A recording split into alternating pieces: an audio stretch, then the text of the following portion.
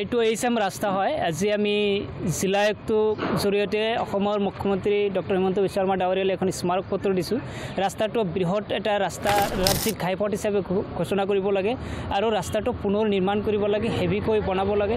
কাৰণ এই ৰাস্তাটো আজি 12 বছৰ 14 বছৰৰ পৰা আপোনালোকে সংবাদ মাধ্যমত প্ৰচাৰ কৰি আহিছে। আমি আমচুৰ পৰা বাৰে বাৰে প্ৰতিবাদ কৰিছোঁ, স্মাৰক পত্ৰ দিছোঁ, আপোনালোকৰ জৰিয়তে আমি ষ্টেটমেণ্ট দিছোঁ। কিন্তু আজিলৈকে যি ৰাস্তা এনেকুৱাই 2 বছৰ 3 বছৰ পাছে পাছে এটা কৰি ৰিপেয়াৰিঙৰ কাম দিব, য'ত সোণৰ কণী দিয়া হাঁহৰ নিচিনা এই ৰাস্তাটো ব্যৱহাৰ কৰিছে কিছুমান কণ্ট্ৰেক্টাৰে বা মন্ত্ৰীয়ে। গতিকে এই ৰাস্তাটো এটা সঠিক ৰাস্তা, এটা সঁচা অৰ্থত ৰাস্তা হিচাপে গঠন কৰিব লাগে। এই ৰাস্তাটো সঁচা অৰ্থত ৰাস্তা বনাব লাগে। ইয়াতে এই সোণৰ কণী দিয়া হাঁহৰ হিচাপে ব্যৱহাৰ কৰিব নালাগে। কাৰণ এই অঞ্চলৰ ৰাইজে 22 কিলোমিটাৰ এটা ৰাস্তা, এই অঞ্চলৰ লাখ লাখ জনসাধাৰণ এইটো ৰাস্তাত উঠিব লাগে আৰু হাটচিংমাৰী জিলা আয়ুক্তলৈ আহিব লাগে, চিভিল হস্পিটেললৈ যাব লাগে। ৰাস্তাতে কিছু সংখ্যক ডেলিভাৰী পেচেণ্ট ডেলিভাৰী হ'বলগীয়া অৱস্থাত পৰিস্থিতি, এনেকুৱা ভয়াৱহ পৰিস্থিতি এই ৰাস্তাটো।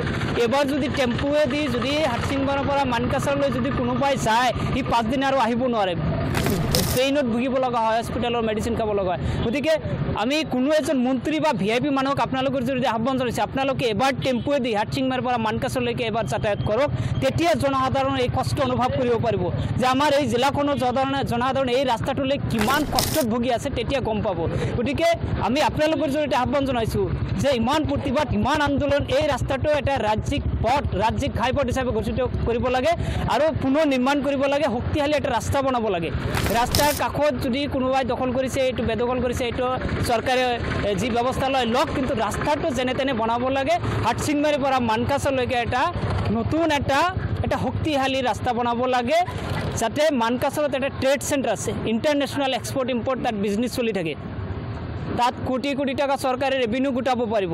অথচ এই ৰাস্তাটোৰ কাৰণে ব্যৱসায়ীসকলে ব্যৱসায় কৰিবলৈ বাদ দিছে, ৰাস্তাৰ কাৰণে গাড়ী চলাচল বন্ধ হৈ পৰিছে। গতিকে এই ৰাস্তাটো ইমান গুৰুত্বপূৰ্ণ এটা ৰাস্তা, অথচ চৰকাৰে ইয়াতে গুৰুত্ব দিয়া নাই। কি ৰহস্য, কি কাৰণত গুৰুত্ব দিয়া নাই আমি নাজানো, কিন্তু অতি শীঘ্ৰে এই ৰাস্তাটো পুনৰ নিৰ্মাণ কৰিব লাগে। এই অঞ্চলৰ লাখ লাখ মানুহৰ জনসাধাৰণৰ একমাত্ৰ পথ, এই ৰাস্তাটো ভাল কৰি দিব লাগে, যাতে স্কুলীয়া ছাত্ৰ ছাত্ৰী হাটচিংমাৰীত ভালভাৱে আহিব পাৰে, যাতে বৃদ্ধ মানুহে, যাতে বেমাৰী মানুহ যাতে হস্পিটেলত আহিব পাৰে, জিলা আয়ুক্তৰ কাৰ্যালয় যাতে আহিব পাৰে। আমি গুৱাহাটীলৈ যাব লগা হ'লে একমাত্ৰ এইটো ৰাস্তা, এই ৰাস্তাটোৰ বিকল্প কোনো ৰাস্তা নাই। গতিকে VIP মানুহ আহি বৰ্ডাৰ ৰাস্তা দি মানকাছাৰ যায়, এই ৰাস্তা দি যাবলৈ সাহস নাই এওঁলোকৰ। অথচ এই অঞ্চলৰ জনসাধাৰণ, বেমাৰী মানুহ, স্কুলীয়া ছাত্ৰ ছাত্ৰী চব এই স্কুলত প্ৰতিদিনে যাতায়াত কৰিব লগা হয়। কিমান কষ্টত ভুগি আছে অঞ্চলৰ ৰাইজ, এই ৰাইজে গম পায়। গতিকে 22 কিলোমিটাৰ ৰাস্তা কৰোঁতে কি অসুবিধা আমি নাজানো। কোটি কোটি টকা জল জীৱন মিছনত খৰচ কৰিছে, অথচ জনসাধাৰণে পানী পোৱা নাই, জল পোৱা নাই।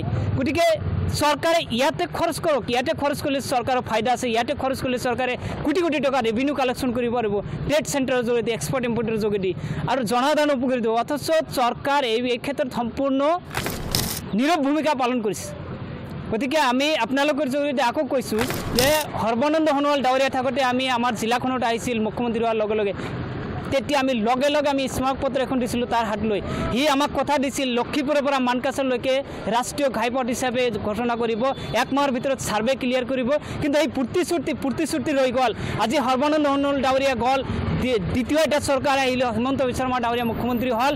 হিমন্ত বিশ্ব শৰ্মা ডাঙৰীয়াৰ টাইমত ইমান স্মাৰক পত্ৰ, ইমান কমপ্লেইন, ইমান আন্দোলন, ইমান আমাৰ MLA এছেম্বলিত বাৰে বাৰে কৈ আছে, তথাপিও মুখ্যমন্ত্ৰীয়ে কিয় গাৰ নোম লৰা নাই, কিয় বুজিব পৰা নাই। আমি আপোনালোকৰ যোগেদি কৈছোঁ, অতি শীঘ্ৰে যদি ৰাস্তাটোৰ পুনৰ নিৰ্মাণ কৰিব নোৱাৰে, যদি এই চৰকাৰ 6 মাহৰ ভিতৰত ৰাস্তাটো কৰিব নোৱাৰে, তেতিয়াহ'লে আমি লাখ লাখ জনসাধাৰণ, দক্ষিণ মানকাছাৰ জিলাখনৰ লাখ লাখ জনসাধাৰণ গণতান্ত্ৰিকভাৱে গণ আন্দোলন গঢ়ি তুলিম। প্ৰিয়জনত আমি দিছপুৰত গৈ ধৰ্ণা দিম।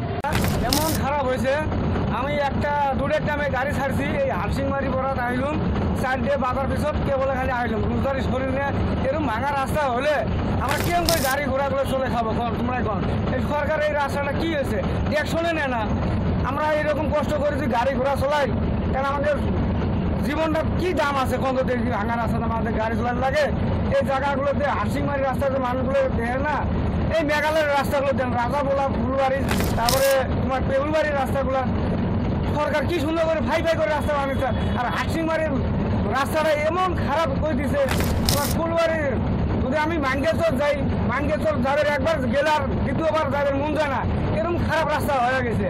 সরকার কোনো রিপেয়ারিংও করে দেয় না, কোনো কিছু করে না।